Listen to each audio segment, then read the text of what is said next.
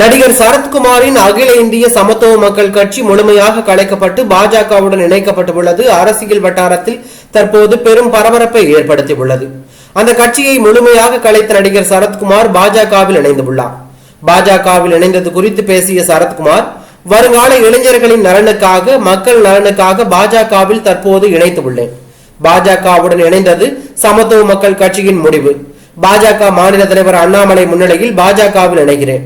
பெருந்தலைவர் காமராஜர் போல பிரதமர் நரேந்திர மோடி ஆட்சி நடத்தி வருகிறார்.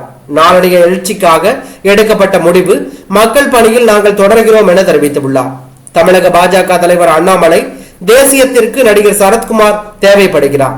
சரத்குமாரின் தேவை தேசிய அளவில் தேவைப்படுவதால் அவரை மாநிலத்திற்குள் அடைக்க நான் விரும்பவில்லை என கருத்து தெரிவித்துள்ளது பரபரப்பை ஏற்படுத்தியுள்ளது.